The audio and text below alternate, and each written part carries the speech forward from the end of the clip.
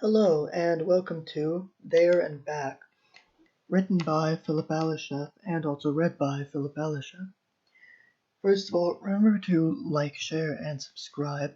And if you'd like to also subscribe and like the blog and blog post that I'm reading from, there's a link to my blog in the description of this video. We take so much for granted. I don't mean to ask for gratitude, but for curiosity. Why did people build one town further up a slope than another? Was it to defend against enemies or for trade, against floods or for some other reason?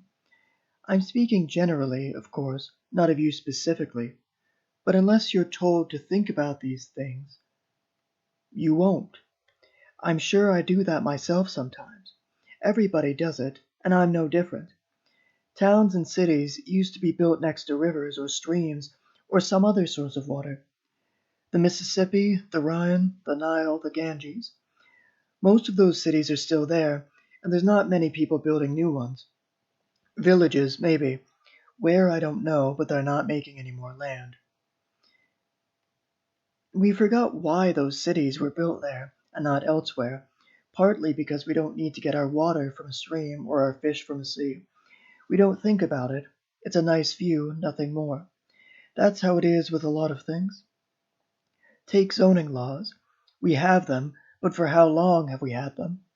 There was a time when nobody knew, because those laws didn't exist, and now we don't know because someone else keeps an eye on that for us.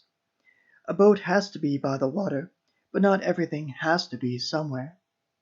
When did we figure out the right place for an airport? All of this is trivia. Nobody knows. Nobody needs to know, unless, except historians, and unless it's your job, you won't learn it. This was what Leo Burns overheard from the group sitting next to him. It surprised him more than it should have to hear English in Paris, and in a Parisian airport no less, where it was the most common language among passengers besides French.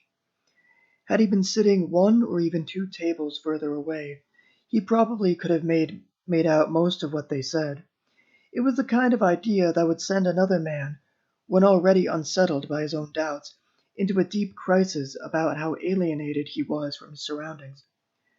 Leo was self-assured, especially now, when his thoughts didn't reach much further than having a seat on the next plane to Manchester. The man promised Steve would show them what he meant. When or where, he didn't say.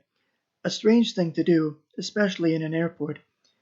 Well, maybe, Leo thought, they were going to the same place, or the man was leaving his listeners behind, and telling them what they'd do when he returned. Or maybe the man wasn't the one going. Leo speculated for the fun of it, unable to really know what he had planned. The man's friends gave their opinions, and then one of their group mentioned the time. They all, except Leo, of course, got up and walked briskly to their gates. He was going back home. Once you've grown unaccustomed to any particular time zone, that of your own country or of your destinations, or even the stops between the two, you begin to accept being tired as a natural limitation, in the same way Leo guessed others might accept the circumstances of their birth. A stroke of bad luck gave you the right to be upset, a right that wouldn't help you no matter how much you used it. His flight had been delayed from early to late afternoon. The announcement came as he was checking in his suitcase. He rushed to find the flight schedule, hoping that his school-taught French had failed him just this once. He was too good for his own good. Leo couldn't fool himself, at least not in that way. He tried to believe the timing was lucky. If the delay had happened around boarding time, he would have taken it harder. He had more time and money than he knew what to do with, and decided to solve one problem with the other. He was past security and had, knowing what they would take and what they wouldn't, left some things at home and left others up to chance. He got through with some souvenir brandy, a little bell-shaped thing with a black label, from which he now drank furtively between sips of his water bottle, all while he chewed gum to hide the smell. In the end, his breath wasn't all brandy, but what remained was still suspicious. He went to the duty-free shop to see how much he would have paid for a bottle of brandy even smaller than the one he had smuggled, which was also within the airport's rules. The price astounded him because the brandy roused his feelings beyond their usual limits. The shop owners had a captive audience, Leo thought, and they knew it. Not him, though. He had escaped. Unless he had had too much, the effects of alcohol were all in his head. Not that they were imagined, but Leo was good at seeming sober, which he mostly was. He could think, walk, and talk straight. A breathalyzer might disagree, but it would only have a number as proof, not how he looked or acted. He browsed the airport's shops, much like he would later inspect the in-flight magazine and all the novelties it advertised, not intent on buying anything, but looking to be distracted. He rolled his luggage through the aisles because he didn't trust strangers to keep an eye on his belongings without also looking through them. He went slowly around the perfumes, fearing that he would stumble and take down a whole display. The chocolates were less delicate. The boxes were sturdy, though their contents weren't. If they fell, he could put them back on the shelf and nobody would mind. Leo agreed with the man he had overheard. Some people were unobservant. He wanted to set himself apart from them, so he tried to think about everything he saw. How did it get there? How did it work? Who made it? Why that way? His curiosity was almost as strong as a child's. As Leo wandered the airport, these questions came to him.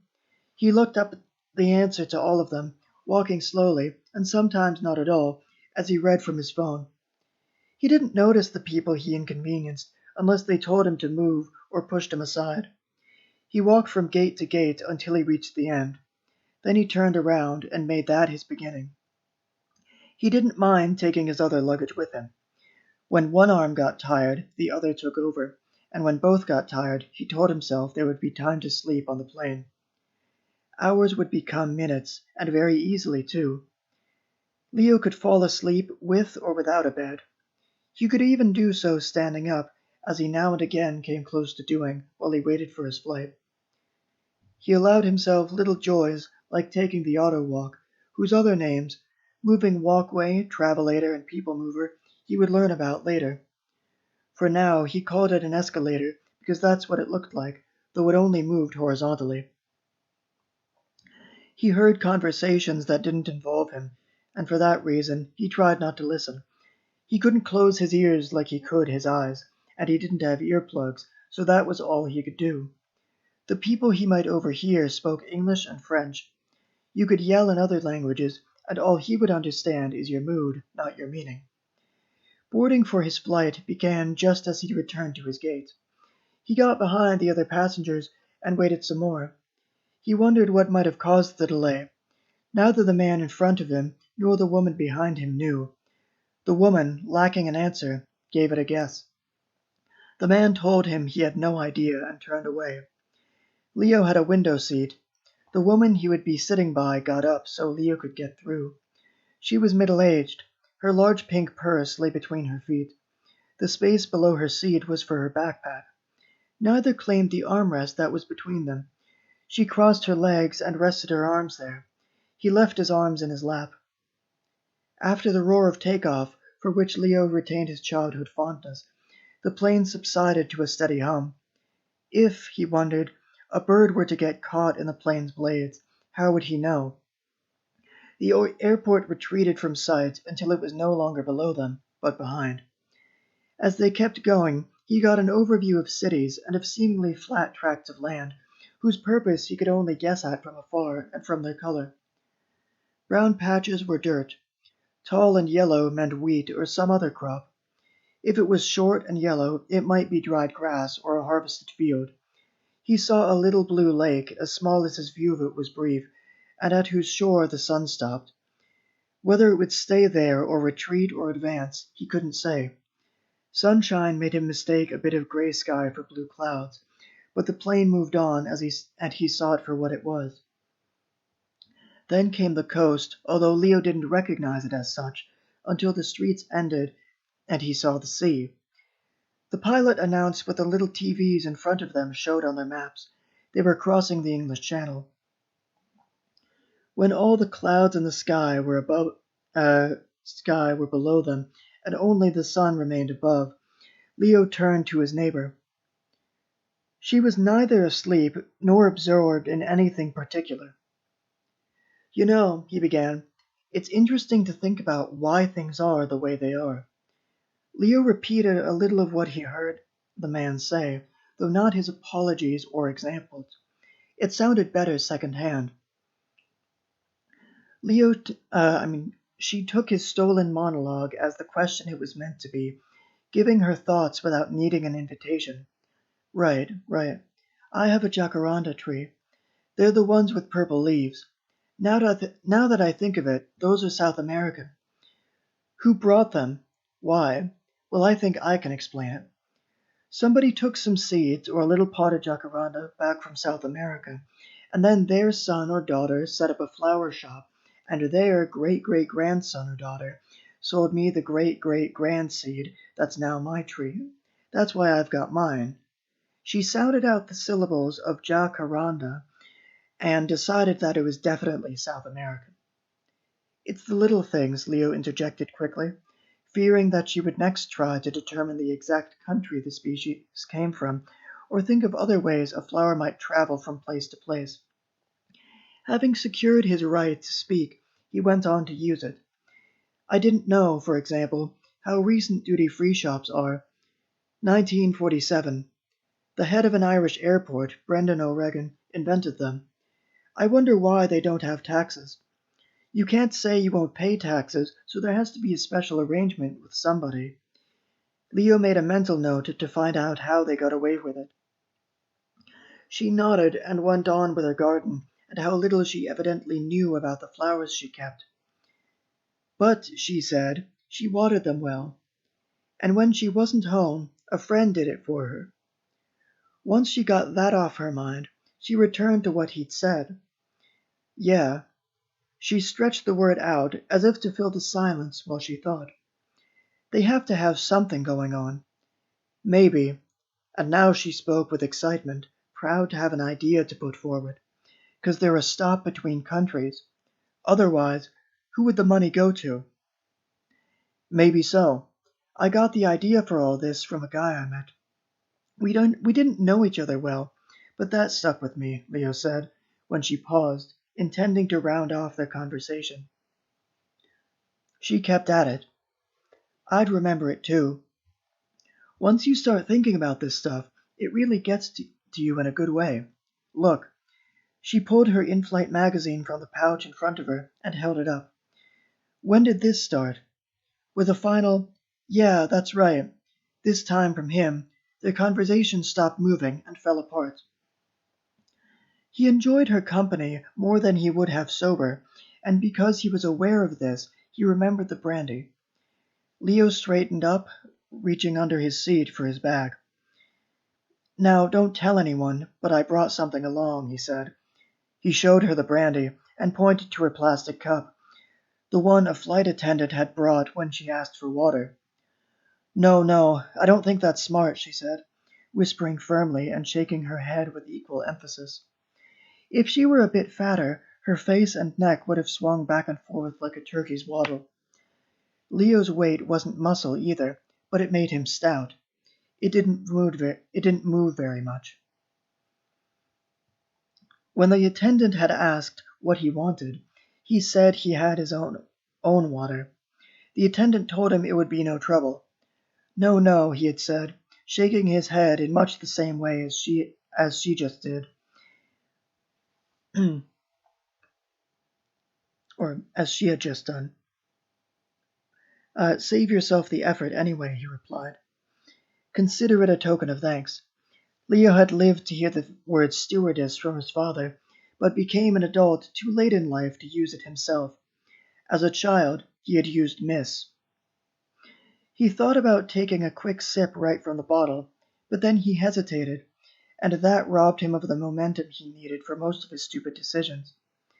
The doubts he had outran now caught up to him. Someone might see him or smell it from the bottle or from his breath, which, because he'd used up all his gum, would have brandy on it and little else. Well scalded and suitably ashamed, Leo put the brandy back in his bag and took out his own magazine, entertaining the idea of buying what he saw. Even in his imagination, he quickly ran out of uses for most of it. He could do with a watch, but not one that glowed in the dark, or was precise down to meaningless fractions of a second, or had two hands and a blank face. After judging the products on their own merits, he read what the magazine had to say about them. Neither left much of an impression on him. He thought of what he would have liked to say and liked to hear, had she let him pour her some brandy. They'd be two drunks, chatting away and not caring what they said. He believed brandy would do to her what it did to him. He imagined them talking about the magazine and all the things she'd joke about. As for his own jokes, he heard them as he thought of them. Leo read until he fell asleep. Besides closing his eyes, he seemed much like he had a minute before. Half an hour later, the sun put its fingers into his eye and woke him up. Had that not done it, something else would have. He blinked, then looked out the window. There was still some time until they landed. Before they went back under the clouds below, they had to go through them. Leo compared it to diving in that something divided one place from another, but you could see the clouds and you couldn't see a waterline. His window was blue, then white, and then blue again. Soon he could see cities. They kept to this height for a while. As they went lower and lower, Leo saw more and more of what the clouds had hidden. He wanted to start another conversation, but kept hesitating, unable to find an opening, until the plane's wheels hit the ground and the opportunity was gone. In the wait that followed as the plane came to a halt and began docking at the airport, it was clear that both he and she wanted only to leave, so much so that they didn't try to pass the time by talking. It didn't occur to them to exchange names. It would have been pointless anyway. Nor did they know that they were headed in the same direction for different reasons. She was going on holiday. He was coming back from it. He had been all over France on a sightseeing tour of churches and historical sites. God knows where she was off to. Maybe this was her last stop. Maybe not. She wasn't English by her accent, he thought, but she looked it. He tried to guess what she was. Her words were too flat to be studied. He turned the question around. Could she tell where he was from? Would she know he was from the north of England, or were north, east, south, and west, and the regions they covered all the same to her? Maybe she even thought he was Irish or Scottish. Well, he reasoned, giving her the benefit of the doubt, his accent was no stronger than hers. Teachers had worked hard to get his father to speak like they did. Because of their efforts, none of his children had much of an accent, and the little that remained went away with further exposure to the standard they were expected to adopt. Leo folded his magazine as best as it let him. It had a spine, so he had to roll it up from one side to the other. He put it in his jacket pocket. It stuck out, but went unnoticed by the flight attendants. Once home, he opened every window. Soon he felt new air push out the old, tasted it too. He set his luggage down and opened it. The same thing happened at a smaller scale. He rested a while, waiting for his mind to catch up to his body before he began unpacking. He put his jacket over his chair. The magazine was still in the jacket's pocket. He watched it hang there. The brandy was on his desk. Tomorrow, he thought as he got into bed, he would dig up his town's history. No, he was too tired for such work. But who knows how he might feel when the day actually came. With that, he slipped off into a sleep that was as uncolored by the thoughts that came before it as the one he had had on the plane. Whenever he, in the next 4 days, drank brandy or even looked at a bottle of the same shape, size, or color, he thought of her. Leo had nothing, no name, no address, nothing but that flight to remember her by. He didn't love her or want to see her again, but she was so bound up with brandy that it didn't matter how he felt. This connection, easily made, was also easily severed. He forgot about her and about the return trip, too. What reason did he have to look back? That was There and Back by Philip Ballerscheff, and also read by Philip Ballerscheff. Again, remember to like, share, and subscribe. And if you'd like to also subscribe and like the blog post that this came from, you can find a link to that in the description. Thanks, and until next time.